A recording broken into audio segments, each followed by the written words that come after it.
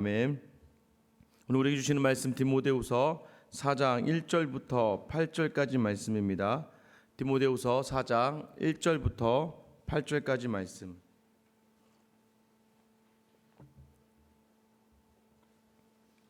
저와 여러분 한 절씩 같이 교도하겠습니다.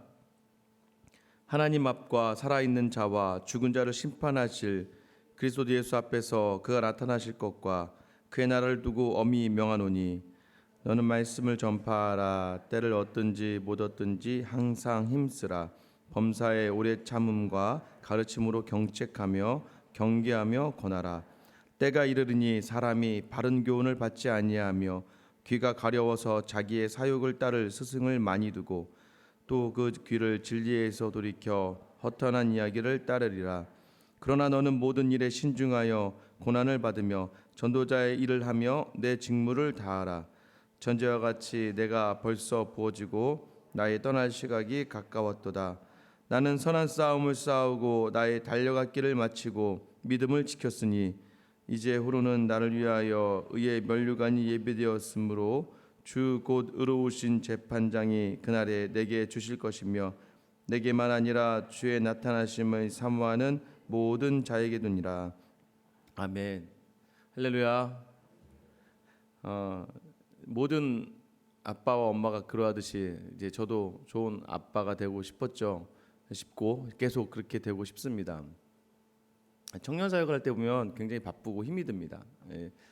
청년들하고는요, 뭐 아침, 점심, 저녁이 따로 없습니다. 우리 이제 장년분들은 밤에 제가 뭐 집에 8시, 9시에 집에 특별한 일 아니어서 신방 가기가 어렵잖아요. 그리고 또 다들 이제 가족이 있고 식구들이 있다 보니까 전 밤늦게 신방하는 일들은 좀 어렵습니다. 그러나 이제 청년들은 가장 쉽게 만날 수 있고 가장 이제 허심탄회하게 마음을 열고 이야기할 수 있는 시간이 이제 밤이죠.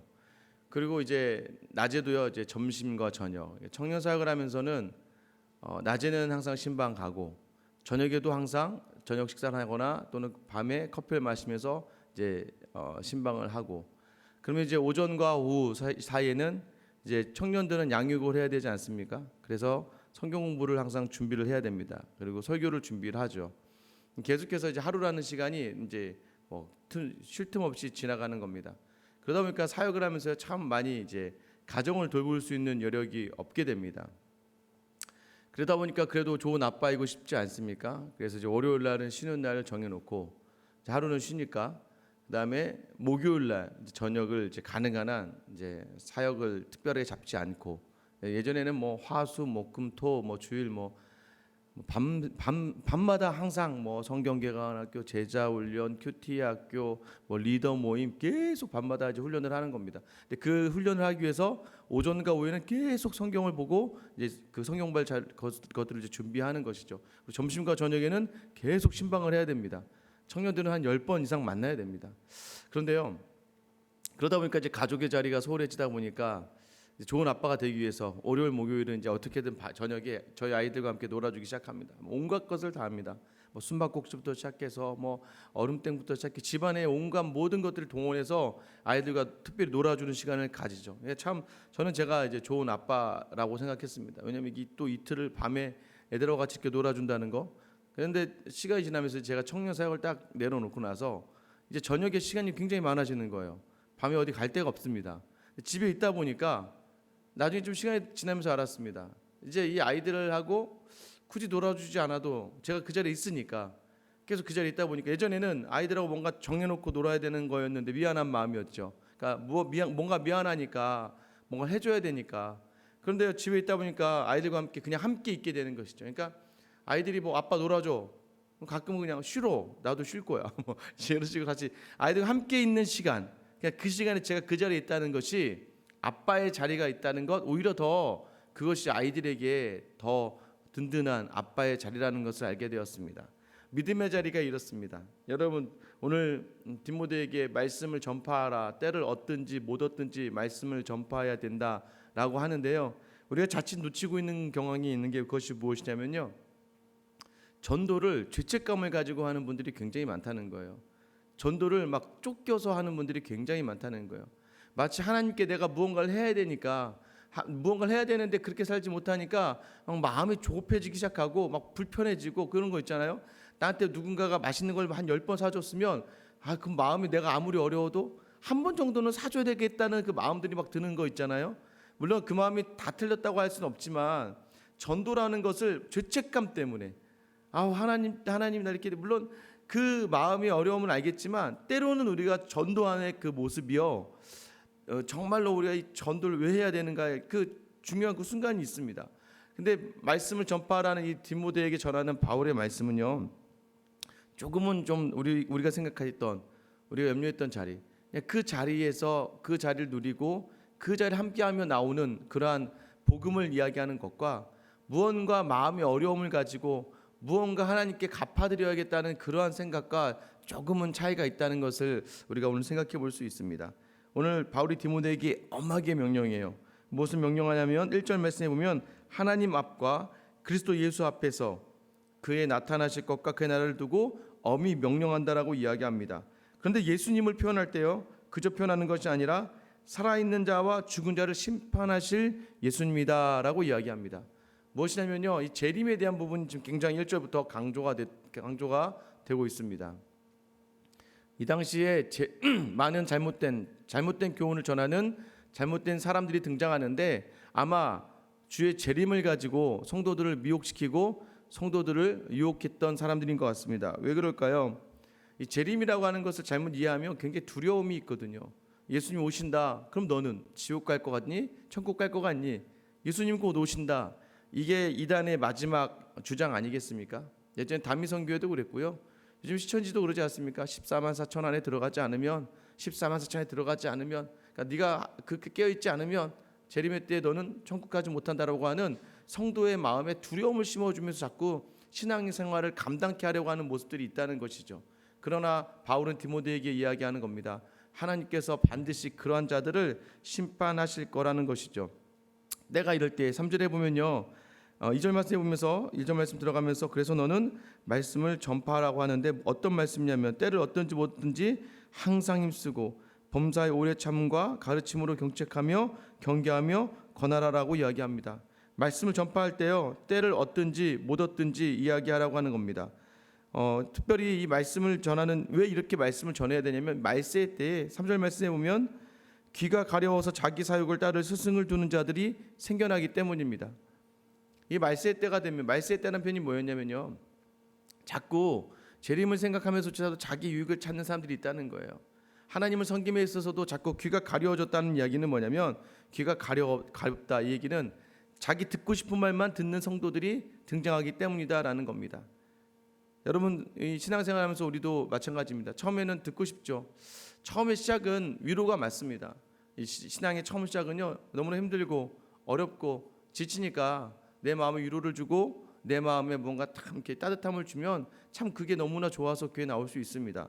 그러나 중요한 것은 무엇이냐면 신앙의 성숙으로 나아갈 때요 우리 바울이 그런 얘기하지 않습니까? 저주로만 하지 않고 밥으로. 근데 고린도 교회가 밥을 먹을 수 없구나 너희가 아직 그만큼 성장하지 않았구나라는 것을 이야기하면서요 오늘도 마찬가지죠.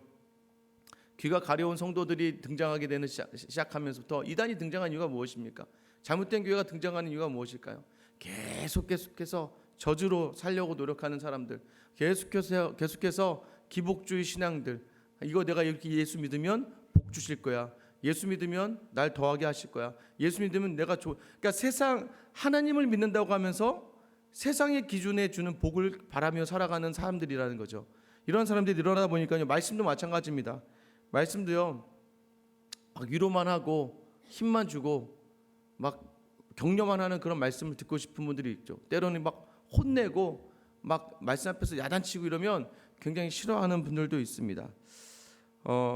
사실 이단을 찾는 많은 사람들도요. 이러한 것들 자기가 좋아하는 말 듣고 싶어서 그쪽으로 향하는 것 아니겠습니까?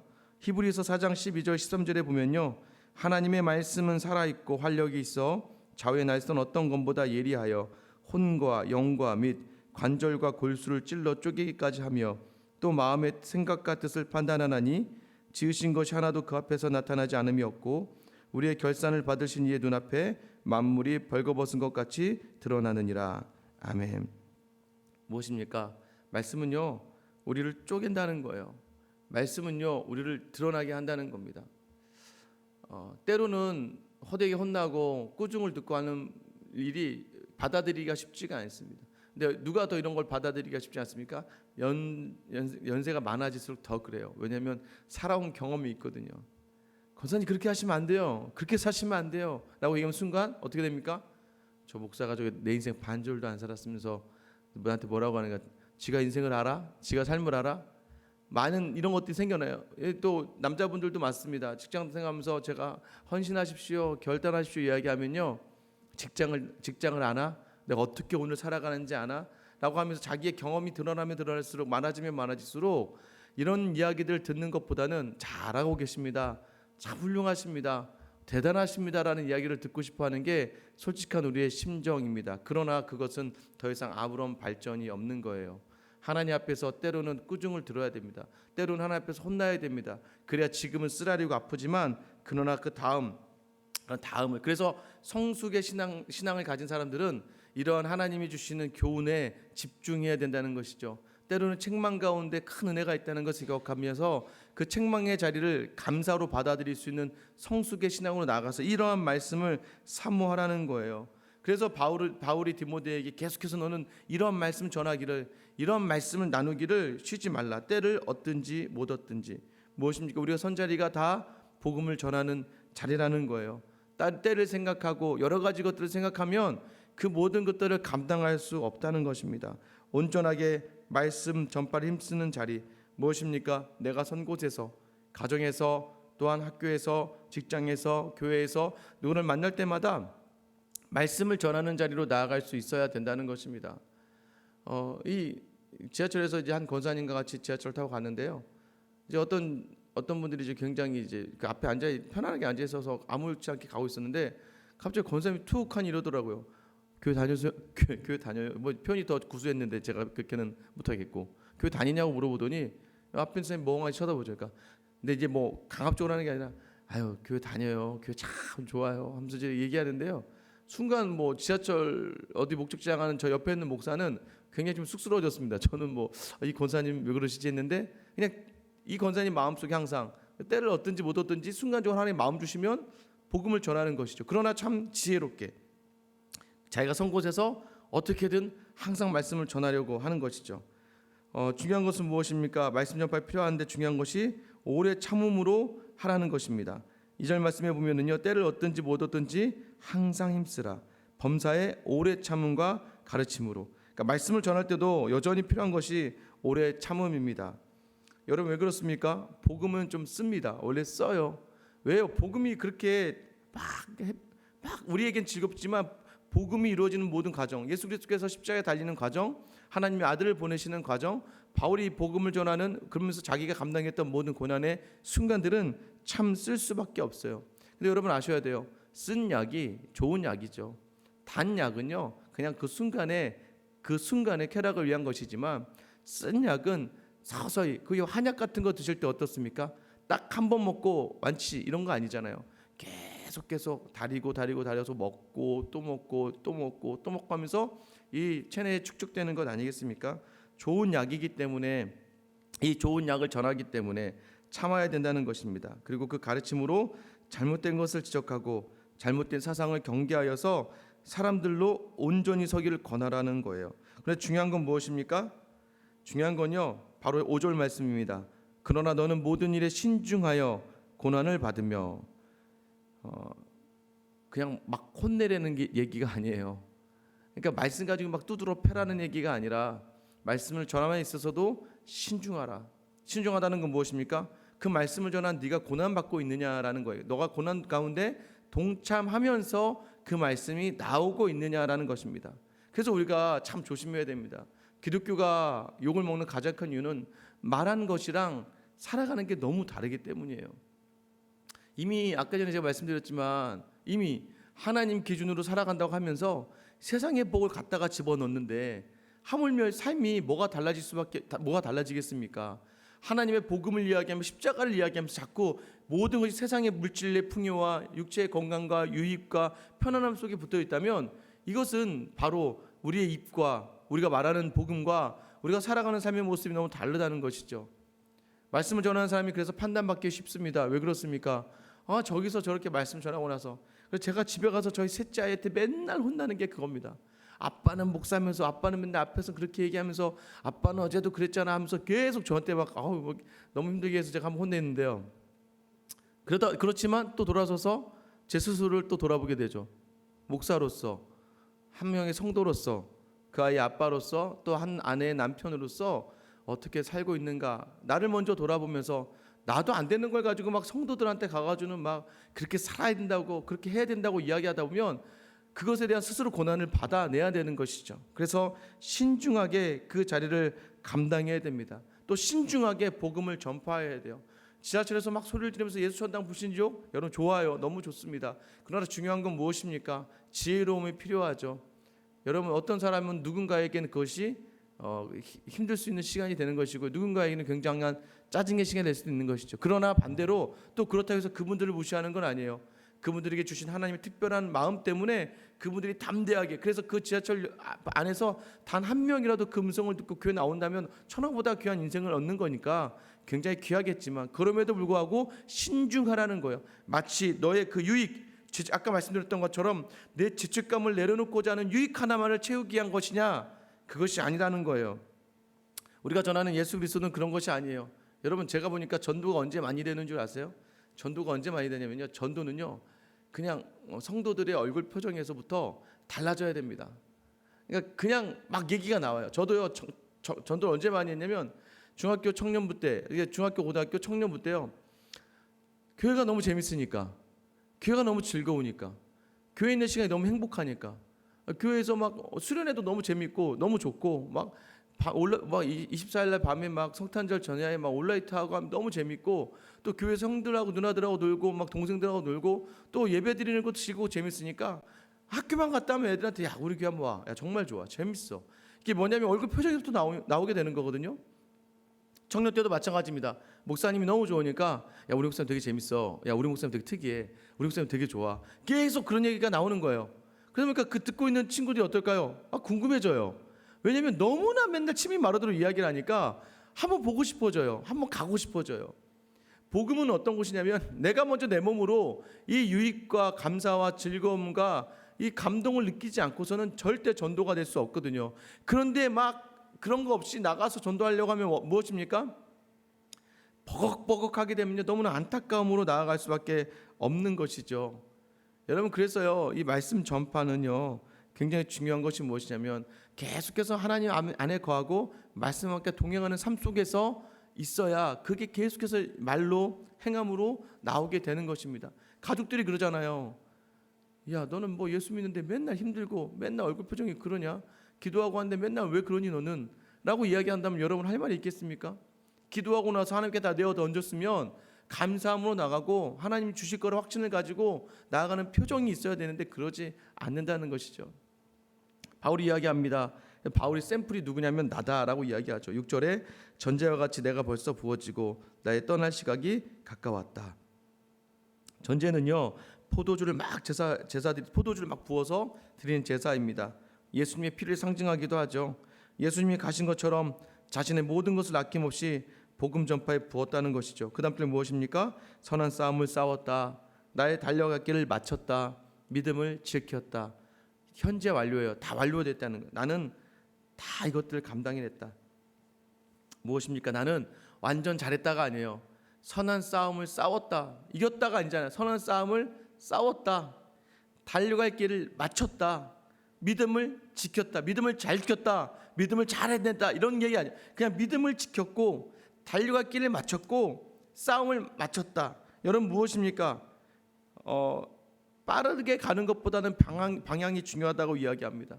또 성공보다는 성숙이 중요하다고 이야기하는 거예요. 마지막 무엇입니까? 정말 잘하고 화려한 것보다는 오래 그것을 끝까지 감당해내는 것이 중요합니다. 그래서 전도는요 그 은혜가 필요하다는 거예요. 순간적인 것이 아니라 계속해서 그 은혜 가운데 가면서 말씀 전파를 해내야 된다는 거예요. 가정 안에서도 마찬가지죠. 그래서요 왜 부모가 모든 이들의 마지막 안식처가 되겠습니까? 나를 절대 떠나지 않으니까. 그 부모의 자리를 절대 포기하지 않잖아요. 자식은 부모에게 있어서 자식의 자리를 포기할 때가 있습니다. 부모를 떠나기도 하고 부모를 외면하기도 해요. 그러나 부모는 끝까지 그 자리를 감당해냅니다. 그래서 부모이지요. 예수님이 끝까지 우리를 위해 그 자리를 감당해내셨고 오늘 바울도 끝까지 그 자리를 자신이 감당했다라는 거예요. 가끔 오늘 오면서 이제 아침 운전하고 오면서 이런 생각을 했어요. 2월 20일 날 제가 이제 이사를 하는데요. 매일 이렇게 하면 죽겠다. 이거는 못한다. 이제 이런 생각을 하게 되면서요. 그런데 문득 오늘 이 말씀을 딱 대입해 보면서 하나님 앞에서 우리가 우리의 삶을 드려질 때 어떻게 드려져야 되나. 그 짧은 순간에도 불구하고 우리가 쉽게 포기할 때가 참 많은데 바울은 끝까지 자기는 달려왔고 끝까지 싸웠고 끝까지 믿음을 지켰다라고 이야기합니다. 왜 그렇습니까? 8절 말씀 우리 다 같이 한번 읽어볼까요? 8절입니다. 시작. 이제후로는 나를 위하여 의의 면류관이 예비되었으므로 주 곧 의로우신 재판장이 그날에 내게 주실 것이며 내게만 아니라 주의 나타나심을 사모하는 모든 자에게도니라. 나를 위하여 의의 면류관이 예비되었고 누가요? 아까 얘기했죠. 세상을 산자와 죽은 자를 심판하실 예수 그리스도 재판장께서 우리에게 그날에 주실 것이다. 나뿐만 아니라 그날을 사모하는 사람들. 그래서 주의 재림, 주의 나타나심을 사모하고 있는가? 제자 훈련하면 항상 이런 질문을 던집니다. 오늘 만약 12시에 오늘 밤 12시에 예수님 온다면 뭐 하겠습니까? 다들 이제 막 가족들 모여서 식사하고 친한 친구 만나고 어떤 분들은 집에 있는 이제 재산을 다 정리해서 이제 뭐 자녀들에게 알려줘야 되고 이거 갖다 쓰라고. 오늘 저녁에 내가 12시에 세상을 떠난다면 이제 이렇게 물어봤을 때 재산 정리를 다 해서 자녀에게 줘야 된대요. 뭐 자녀를 모아야 된대요. 근데 중요한 건 무엇입니까? 주의 날을 사모하는 사람은 말씀 전하기를 쉬지 않는 것이죠. 오늘 12시에 예수님 오신다면 우리는 무엇을 해야겠습니까? 한 사람이라도 더 나아가서 주변의 한 사람에게도 더 이 복음을 전해야 되는 것 아니겠습니까? 이런 노래가 있어요. 예수님처럼 바울처럼 그렇게 살 수 없을까? 남을 위하여 당신들의 온몸을 온전히 버리셨던 것처럼 주의 사랑은 베푸는 사랑, 값없이 주는 사랑. 그러나 나는 주는 것보다 받는 것 더욱 좋아하니 나의 입술은 주님 닮은 듯하나 내 마음은 아직도 추하여 받을 사랑만 계수하고 있으니 예수여 나를 도와주소서. 제가 새벽부터 노래하고 싶었는데 노래 못 부르겠고요. 여러분 주의 재림을 사모하는 사람이 어떤 사람입니까? 오늘 남을 위하여 당신들의 온몸을 버리셨던 예수님과 바울처럼 그 사랑을 값없이 줄 수 있는 곳이 바로 말씀을 전하는 곳이고 복음을 전하는 곳 아니겠습니까? 온전히 값없이 나를 희생하여 버리며 줄 수 있는 그 하루 속에서 나를 통하여 말씀이 온전히 전파되는 것입니다. 오늘 여러분이 속한 가정과 여러분이 속한 모든 곳에서 말씀을 전하기 위하여 주의 나타나심을 사모할 수 있는, 그래서 주님을 만나볼 수 있는 시간이 가까웠다고 느끼며 확신하며 오늘 그 자리에서 나의 모든 것을 조금 더 내어던지며 사랑할 수 있는 귀한 하루가 될 수 있기를 주님의 이름으로 축원합니다. 이 시간 기도하겠습니다. 기도하실 때 변함없이 끝까지 감당하는 사명자가 되게 하여 주시옵소서. 하나님, 나를 온전히 돌아보면서 오늘 말씀 전파의 그 삶이 온전한 삶이 되게 있게 하여 주시고, 예수님이 또 바울이 가는 그 길 전제와 같이 부어줬다고 이야기합니다. 하나님, 내가 잘할 수 있을지 모르겠습니다. 하나님, 내가 이것을 감당해낼 수 있을지 모르겠습니다. 그러나 주님, 바울의 고백처럼 선한 싸움 끝까지 싸우게 하시고 달려갈 길 끝까지 달려가게 하시며 믿음 지켜낼 수 있도록 주님 힘을 주시옵소서. 나의 모든 것을 내어 던지며 예수님처럼 바울처럼 살아가고자 하오니 주님, 나를 도와주시옵소서. 오늘 하루 내가 선 자리가 복음 전파의 자리가 되어서 나의 사랑하는 가족들에게 복음을 전하는 삶의 모습에 그 자리 서게 하시고, 가는 곳마다 사람을 만나서 나를 희생함으로 그들에게 복음이 전해지는 귀한 역사가 있게 해달라고 기도해 주시고요. 우리 생수강교회가 그런 교회가 되길 원합니다. 특별히 저를 위해서 기도해 주셨으면 좋겠습니다. 지금 주신 이 마음들, 이 생각들, 이 결단들 하나님 앞에서 끝까지 달려갈 수 있는 믿음의 사역자, 목회자 될 수 있도록 여러분 기도 부탁드리고요. 또 우리 교회 모든 성도들이 신실하게 끝까지 그 달려갈 길을 나아갈 수 있게 해달라고 기도해 주시고요. 오늘 선교사님을 위해 기도하실 때는요, 장성준 선교사님 위해서 기도하시겠습니다. 마나미 자매라는 자매가 이제 세례를 받는데요, 그 자매 세례 받는 모든 자리와 세례 받은 이후의 삶 가운데 함께 해주시고, 초식 교회입니다. 일본 유학생들과 또 한국 유학생들과 일본인 학생들이 함께 어우러지는데요, 이 기회를 통하여 귀한 주의 청년들이 온전히 서는 교회가 되게 해달라고 오늘 시간 우리에게 주신 말씀과 교회와 선교를 놓고 같이 한번 주님 이름만 부르며 기도하며 나아가겠습니다. 주여, 하나님